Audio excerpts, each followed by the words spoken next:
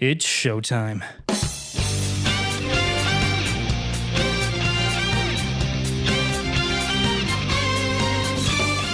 Ladies and gentlemen, boys and girls, Strinovans and Calibians, welcome to the show! It is I, the starward Crusader, and today I'm here to talk about the latest innovation to Counter-Strike's tactical shooter formula.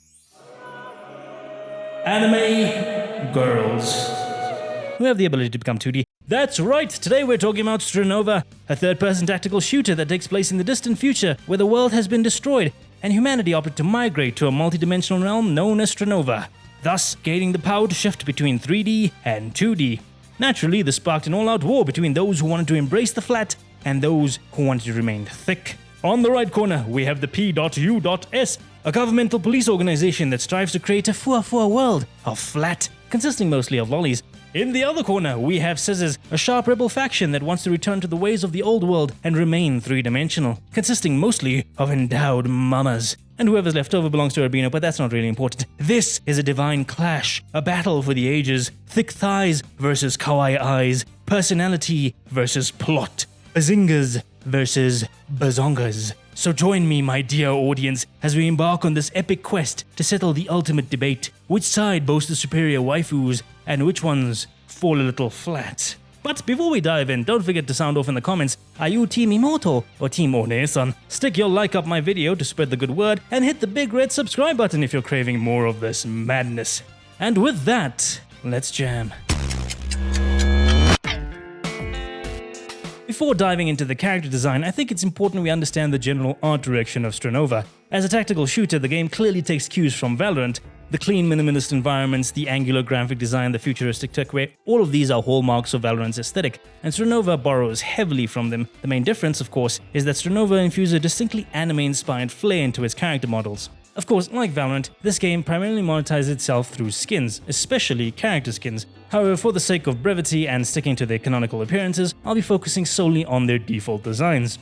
With that in mind, the best way to start evaluating Strinova's character design is by examining the lead figures of each faction. This not only gives us an insight into each organization's style, but also sets a solid benchmark for judging the rest of the cast. And honestly, you couldn't ask for a better starting point than Lewin.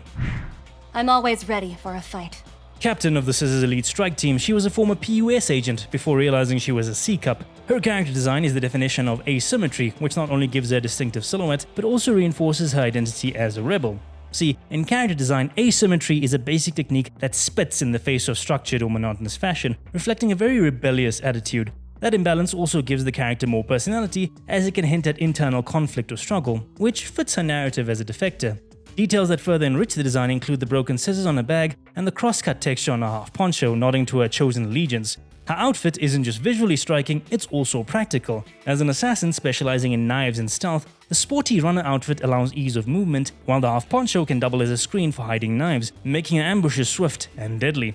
I do think that the other side is a bit too plain and lacking personality that could easily be fixed with a scar or tattoo, but overall it's a simple but bold design that tells you everything you need to know about her, as well as where she belongs. Apocalyptic.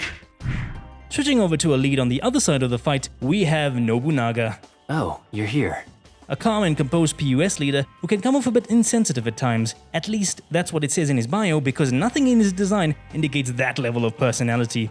His professional, clean-cut, decorated officer look certainly aligns with the organized and authoritarian nature of the PUS, but beyond that, there's nothing about his design that truly stands out or gives him his own individuality. It's like heading out to a 5-star Gordon Ramsay restaurant and ordering plain white bread. Nothing wrong with it, but many will deem you lack taste.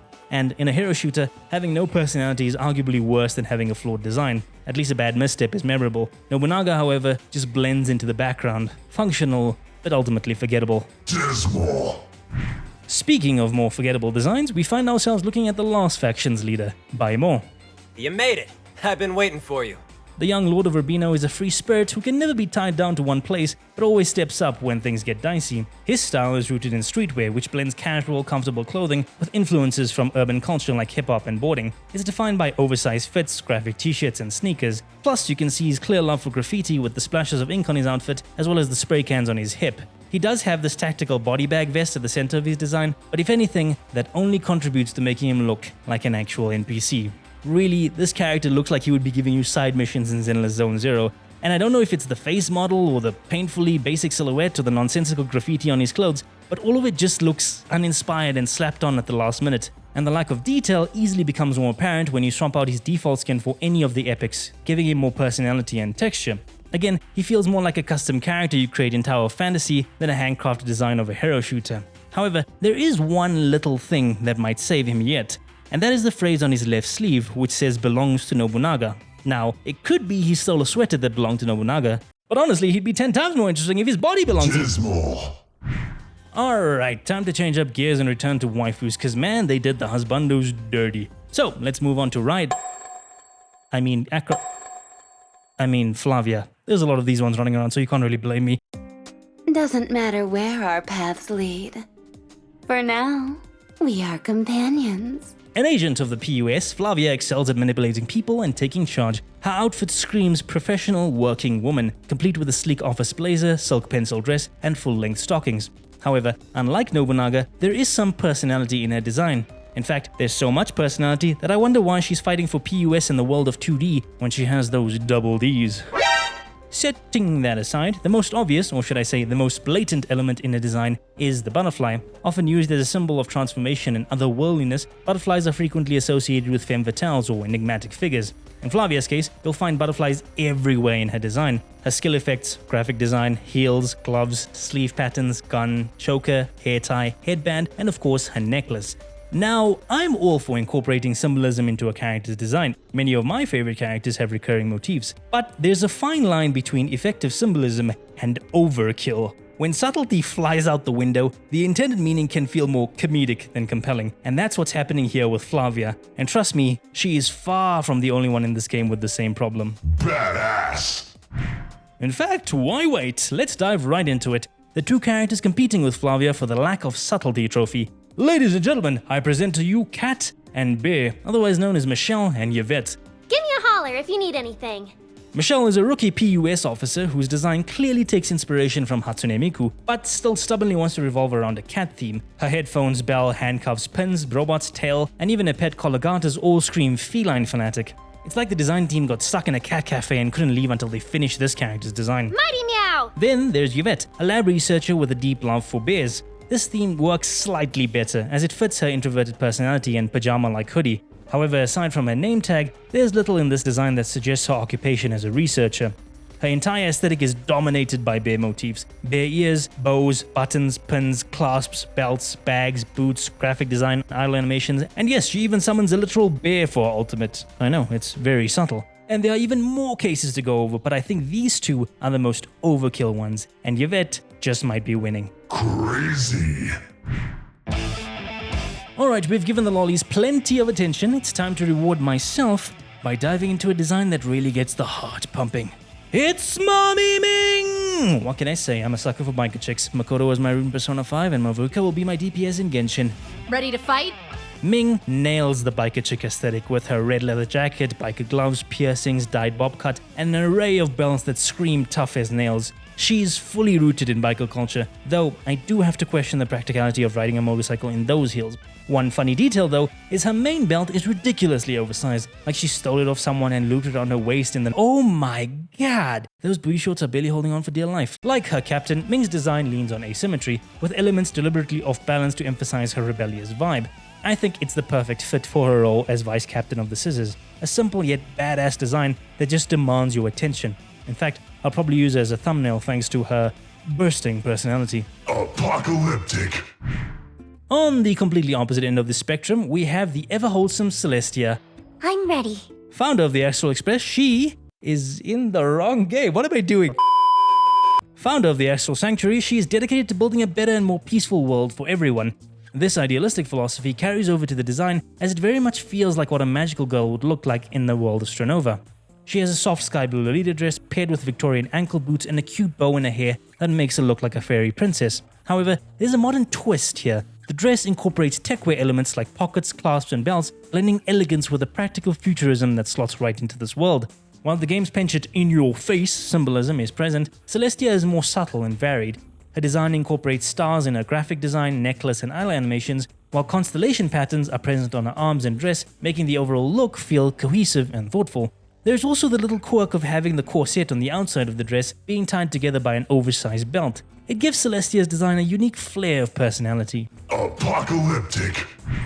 Speaking of personalities and oversized clothes, let's talk about Kokona. Is it my turn to shine? A laid-back and cheerful field operative, she might come off as unreliable and jokey, but she's actually a highly skilled and trustworthy investigator. While the investigator angle is nowhere to be seen here, the field operative is front and center of her design. Her look fully embraces techwear, with the standout piece being her oversized poncho. In the real world, snipers often wear ponchos because they're ideal for stealth missions in remote areas. They provide camouflage, protection against the elements, conceal equipment, and allow ease of movement. Add in the heavy bags and disorganized hairstyle, and you've got a character who looks ready to head out at a moment's notice. That said, a splash of color or some worn textures could do wonders to add personality to a design. But at this point, I've come to accept that PUS agents are doomed to overly neat and bland color palettes. Still, there's an undeniable charm in the imagery of a small girl wrapped in an oversized poncho. Apocalyptic. Let's keep the momentum blazing with Aika, I am the invincible high school student. an energetic high schooler who defends her town with the power of fire. It's a straightforward concept, but it absolutely works, especially when it comes to blending classic and edgy aesthetics.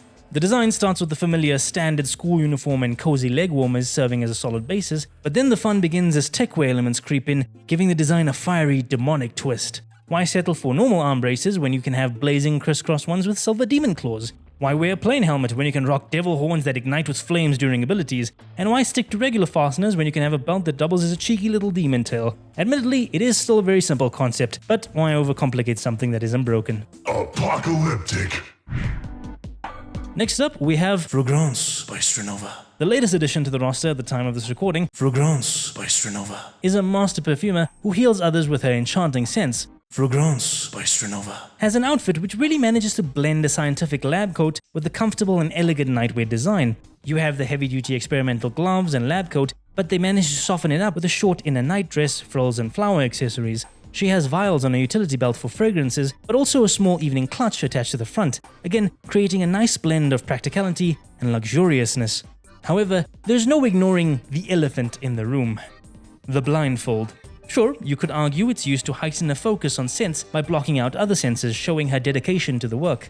But really, when you put together blindfolds, leather straps and nightwear, it's very obviously alluding to something more risque. That or Rider from Fate's Day Night. Either way, Fragrance by Strinova. has a pretty smooth design. Badass. Moving on to the next waifu, let's talk about Meredith. Come, the battlefield awaits. At first glance, her design might seem a little scuffed, no thanks to that ridiculous belt thong, but the more you look into it, the more details start popping up, giving her a distinct personality that sets her apart from the rest of the cast. Meredith's design revolves strongly around an Egyptian theme. The obvious elements include a pyramid-shaped weapons, hieroglyphic headband, Cleopatra-style bob, and Anubis-inspired ears. But it's the subtler touches that really elevate the design. Her glasses are pyramid-shaped, her neckline resembles the traditional Egyptian collar necklaces, and her stealth suit is textured with these continuous lines that evoke the image of embalming, like she's preparing to become a mummy. It also explains the long white bandages that are coming out the back of her cape. The look is then brought into the future with said techwear cape, which not only modernizes her design, but also creates a floating silhouette matching her abilities. Beyond her outfit, she's one of the rare characters that exudes attitude through her gestures and facial expressions alone, giving her a very regal cattiness. Rawr. The only complaint I would have would be her plain color palette. While the Hot Sands alternative does solve this issue, we're sticking to default designs, so she does lose a few points on that. But overall, I think this is our first Savage. Before I get too excited and start handing out more Savage. rankings, I think it's best to speed through the mediocre ones that are still left over. First up is Fuchsia. One glance at her outfit and you'll immediately notice the word Raquan plastered all over her clothes. Now, Raquan is a really bad movie from 2022, but it also means shark in French. And the developers did that thing again where they milked the milk out of a particular theme. Shark skin clothes, teeth on a headband, teeth on a diving suit, fins on a hand, gills in her thighs, visuals of a graphic design, and if it wasn't enough, the words Raquan or shark is on every single piece of her clothing, just in case you somehow missed it. To add a layer of edginess, they gave her bandages on her face, chest, and thigh, but honestly, it just feels like designers threw it out there in a desperate cry for help. Overall, it may be a substandard design, but at least it's not boring. Crazy. Continuing on to the next mediocre design, we have Kiana Kanami. I meant to say Kanami. But what can I say about Kanami? Well, her design is the epitome of been there, done that. It's your typical pop star look. There's the highlighted hair for that sweet bubbly aesthetic, lightweight performance-friendly clothing, a flowing silhouette designed to grab attention, shiny materials to reflect stage lights, and of course that overdose of pink to tie it all together. It's a formula that works, but it's been done to death, and Konami doesn't really add anything fresh to her version of a pop star. The only mildly interesting quirks are a tendency to hold a gun like a guitar, and of course the developer's trademark overuse of a visual element. In this case, hearts. Hearts in her eyes, heart-shaped accessories, heart buns in her hair, you get the point, I'm not doing this again.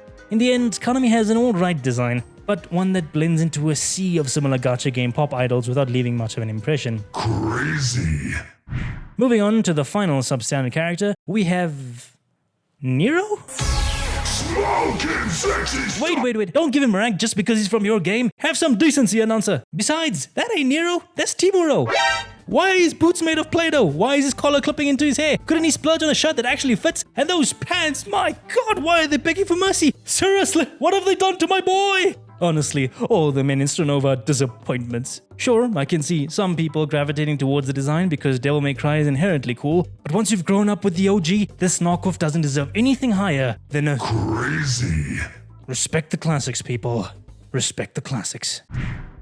Ugh. Now that that's out of the way, let's cleanse our palettes with some actual good design. Let's get it over with. My time is precious. Enter Audrey, the saber archetype of this game. She's British, blonde, ponytailed, and radiates nobility. From the tiara headband to the diadem pattern scarf to the little crown accessory at her hip, Audrey's overall aesthetic channels a noble elegance while staying grounded in Strinova's futuristic setting. Her dress strikes a good balance between eras. The frayed edges and zippers give a contemporary vibe, while the shape of the dress seems like it's supported by a crinoline, adding that historic flair. Her top follows suit, blending the layered look of traditional equestrian blouses with modern touches like weapon holsters, belts, and ammo pouches, elements that show she's ready for battle at all times. The designers even went the extra mile with her footwear. Her shoes blend ballet sock-inspired straps with the structure of a heel boot, resulting in something that I've never really seen before. It's very clear that the team had a blast merging old-world aristocracy with futuristic practicality, and the result is a character that feels both regal and battle-ready. A solid standout in my opinion. Apocalyptic. To end things off, we finally have Madalena. It's my turn. And honestly, I don't even need a bio for this one because the design tells you everything you need to know about this sweetheart. First, we get the youthful vibe that comes through with the school-inspired blazer, bag, and beret paired with glasses that round out the academic look. But there's also a little touch of playful femininity here, with her fairy dress, scarf-braided hair, bows, and lace top. The beret also doubles as a show of her artistic side, along with the stickers on her bag, pins on her coat, and the small pouches strapped to her outfit. Normally, I'd call these pouches unnecessary fluff, but here, they're perfect, clearly holding her Copic markers, making the design not just charming, but also practical. Dig a little deeper, and you see how she likes to be comfortable with soft flounce sleeves, a breezy dress, yoga pants, and comfy trainers. And once you get down to the finer details, you'll notice these little doodles scrolled all across every belt on a design, like the work of someone who gets easily distracted, the tellings of a scatterbrain. What's most impressive is how all this personality and detail come through in a clean, simple silhouette with a minimal color palette that doesn't really rely on exposed armpits or bare thighs to catch your attention. And while this approach may not work for the other characters, it feels just right for Madalena, and definitely deserving of a Savage. And with that, we've officially ranked the entire cast of Strinova. Here's the final list from the best to the worst, and I honestly think that Scissors won this round. Overall, I'd say most of the designs landed squarely in average, which, let's be honest, was the intention given the game's heavy reliance on skins. It's no secret that the legendary and even the epic skins boast dramatically better attention to detail and visual appeal, surpassing anything the base designs could even dream of achieving. Even Nobunaga transforms into a much more compelling character when decked out in an epic skin. But hey, that's the reality of monetization in games like these. The designs and story are just bait to get you in the door, while the combat takes center stage. Honestly, I wouldn't even have looked twice at this game if it weren't for my Queen Ming, who will forever be Smoking sexy style. in my heart. But now, it's your turn. Who are your favorite characters and what details in their design stand out to you? Drop your thoughts in the comment down below, and if you enjoyed this video, hit that thumbs up, and if you'd like to see more from me, the starward Crusader, don't forget to subscribe. And with that, may your journey lead you ever starward.